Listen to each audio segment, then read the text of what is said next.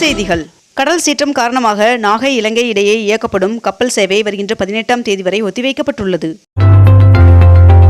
நாளை TNPSC group 1 தேர்வு நடைபெற உள்ளது. தமிழ்நாடு சட்டப்பேரவை கூட்டத்தொடரில் நிறைவேற்றப்பட்ட 18 மசோதாக்களில் 15 மசோதாக்களுக்கு ஆளுநர் RN ரவி அவர்கள் ஒப்புதல் வழங்கியுள்ளதாக தகவல் வெளியாகியுள்ளது. அரசு கலை அறிவியல் கல்லூரிகளில் இளங்கலை மாணவர் சேர்க்கையில் பொது பிரிவினருக்கான கலந்தாய்வு இன்றுடன் நிறைவடைகிறது. தொடர் மழையின் காரணமாக குற்றால அருவியில் குளிக்க 2வது நாளாக தடை விதிக்கப்பட்டுள்ளது. 22 கேரட் ஆபண தங்கத்தின் விலை சவரனுக்கு ₹200 அதிகரித்து ஒரு சவரன் 74,560 ரூபாய்க்கு விற்பனையாகிறது. அதேபோல் ஒரு கிராம் வெள்ளியின் விலை ₹120 விற்பனை செய்யப்பட்டு வருகிறது. அதி கனமழை எச்சரிக்கையை அடுத்து நீலகிரி மாவட்ட பள்ளிகளுக்கு இன்று விடுமுறை அறிவிக்கப்பட்டுள்ளது. அகமதாபாத்தில் விமான விபத்தில் உயிரிழந்த குஜராத் முன்னாள் முதல்வர் விஜய் ரூபானி அவர்களின் குடும்பத்தினரை பிரதமர் நரேந்திர மோடி அவர்கள் நேரில் சந்தித்து ஆறுதல் தெரிவித்தார். ஏர் இந்தியா விமான விபத்தின் காரணம் கண்டறிய அமெரிக்கா, இங்கிலாந்து நிபுணர்கள் குழு அனுப்பி வைக்கப்பட்டுள்ளது. 2025-26 கல்வியாண்டிற்கான நாள்காட்டியை பள்ளி கல்வித்துறை வெளியிட்டுள்ளது. கடனை வலுக்கட்டாயமாக வசூலித்தால் 5 ஆண்டு சிறையுடன் 5 லட்சம் அபராதம் விதிக்கும் மசோதாவிற்கு ஆளுநர் RN ரவி அவர்கள் ஒப்புதல் வழங்கியுள்ளதாக தகவல் வெளியாகியுள்ளது. தஞ்சாவூருக்கு 2 நாள் பயணமாக முதலமைச்சர் மு.க.ஸ்டாலின் அவர்கள் வருகை தர உள்ள நிலையில் அங்கு கல்லணையில் தண்ணீரை வருகின்ற 16ஆம் தேதி திறந்து வைக்க உள்ளார் என்று தகவல் வெளியாகியுள்ளது. நீட் தேர்வு முடிவுகள் இன்று வெளியாகும் என்று தகவல் வெளியாகியுள்ளது. தமிழ்நாட்டில் 25 இடங்களில் கட்டப்பட்டு வரும் மாவட்ட அரசு தலைமை மருத்துவமனைகள் விரைவில் திறக்கப்படும் என்று அமைச்சர் மா. சுப்பிரமணியன் அவர்கள் தெரிவித்துள்ளார்.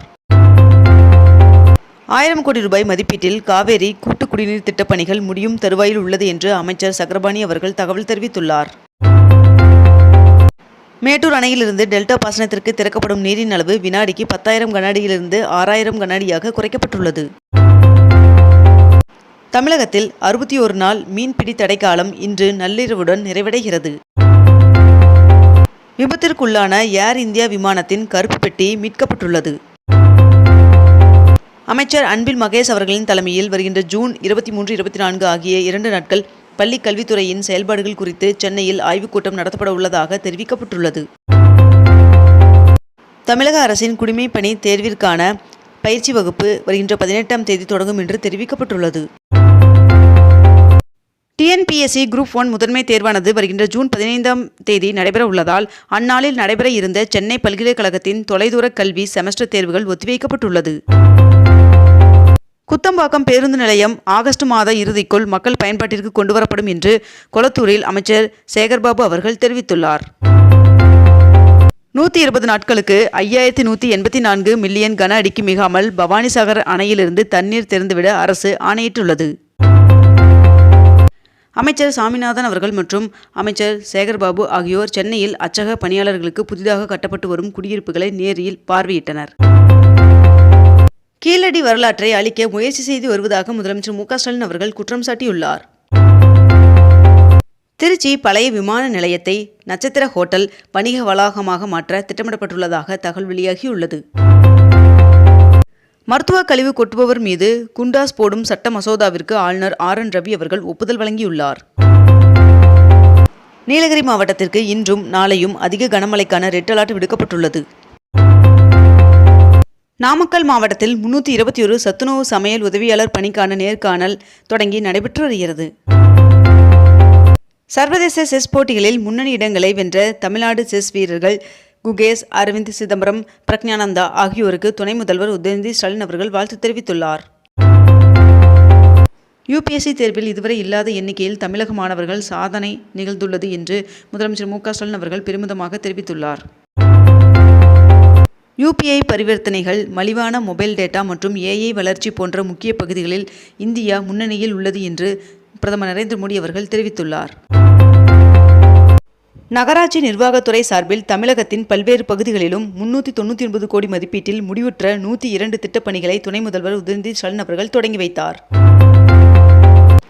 தமிழக வெற்றிக் கழகத்தின் 3ஆம் ஆண்டு கல்வி விருது விழாவில் 3ஆம் கட்ட விழா நேற்று நடைபெற்றது.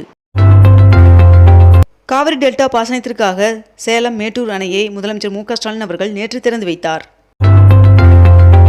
ஏர் இந்தியா விமானம் விழுந்து வெடித்ததில் மருத்துவ மாணவர்கள் 5 பேர் உயிரிழந்தனர். அகமதாபாத்தில் நடந்த விமான விபத்தில் குஜராத் முன்னாள் முதல்வர் விஜய் ரூபானி அவர்கள் உயிரிழந்தார். விமான விபத்தில் உயிரிழந்தோரின் குடும்பத்திற்கு தலா 1 கோடி ரூபாய் வழங்கப்பட உள்ளதாக டாடா குழும தலைவர் சந்திரசேகரன் அவர்கள் அறிவித்துள்ளார். சென்னை மெரினாவில் மாற்றுத்திறனாளி முதியோர்கள் பயன்படுத்தும் வகையில் பேட்டரி வாகனங்கள் சேவை ஏற்பாடு செய்யப்பட்டுள்ளது. ராயபுரத்தில் 58 லட்சத்தில் நவீன உடற்பயிற்சி கூடத்தை துணை முதல்வர் திறந்து வைத்தார். சென்னை மாநகராட்சியில் சாலை வெட்டுக்களை சீரமைக்க 15 மண்டலங்களுக்கு தலா 1 கோடி ரூபாய் ஒதுக்கீடு செய்யப்பட்டுள்ளது. பொறியியல் படிப்பிற்கு விண்ணப்பித்தவர்களுக்கான ரேண்டம் எண் நேற்று ஒதுக்கீடு செய்யப்பட்டதை தொடர்ந்து வருகின்ற 27ஆம் தேதி தரவரிசை பட்டியல் வெளியிடப்பட உள்ளதாக தெரிவிக்கப்பட்டுள்ளது. கலைஞர் அறக்கட்டளை சார்பில் நலிந்தோர் 8 பேருக்கு தலா 25,000 நிதியுதவியை முதலமைச்சர் மு.க.ஸ்டாலின் அவர்கள் வழங்கினார். தமிழகத்தில் 33,312 சுய உதவி குழுக்களுக்கு 3,134 கோடி ரூபாய் வங்கிக் கடன் இணைப்பு வழங்கும் திட்டத்தை துணை முதல்வர் உதயநிதி ஸ்டாலின் அவர்கள் தொடங்கி வைத்தார்.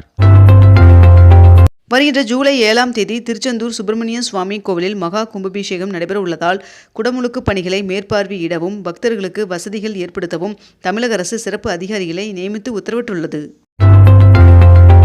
151 கோடி ரூபாய் மதிப்பீட்டில் வணிக வளாகத்துடன் சென்னை மந்தவெளி பேருந்து முனையம் நவீனமயமாக்கப்படுவதாக தகவல் வெளியாகியுள்ளது. சென்னை விமான நிலையத்திற்குள் மழைநீர் தேங்காமல் தடுக்க கால்வாய் கட்டும் பணியை தொடங்கியுள்ளது இந்திய விமான நிலைய ஆணையம். கல்லூரி ஆசிரியர்களுக்கான தேசிய நல்லாசிரியர் விருதிற்கு ஜூலை 9ஆம் தேதி வரை விண்ணப்பிக்கலாம் என்று UGC ஆசிரியர்களுக்கு அழைப்பு விடுத்துள்ளது. பள்ளிகளில் நடத்தப்படும் பயிற்சி மையங்களை தடை செய்ய வேண்டும் என்று தமிழக அரசிற்கு மாநில கல்விக் கொள்கை பரிந்துரை செய்துள்ளதாக தகவல் வெளியாகியுள்ளது. ஜூலை 1ஆம் தேதி முதல் தட்கல் ரயில் டிக்கெட்டுகளை பெற ஆதார் எண் கட்டாயம் என்று ரயில்வே அமைச்சகம் அறிவித்துள்ளது. அதி கனமழைக்கான எச்சரிக்கையை தொடர்ந்து மீட்பு படையினர் கோவை நீலகிரிக்கு விரைந்தனர். ஜாதி மதம் இல்லை என்ற சான்றிதழ் வழங்க உரிய அரசாணையை பிறப்பிக்க வேண்டும் என்று தமிழக அரசிற்கு சென்னை உயர்நீதிமன்றம் பரிந்துரை அளித்துள்ளது.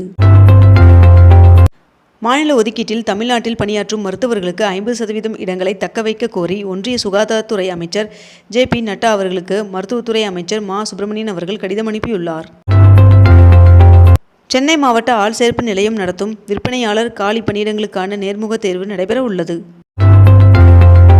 இனிமேல் ஒரு வாக்குச்சாவடிக்கு 1200 வாக்காளர்கள் தான் என்று தலைமை தேர்தல் அதிகாரி தகவல் தெரிவித்துள்ளார். இத்துடன் இன்றைய தலைப்புச் செய்திகள் நிறைவடைகின்றன.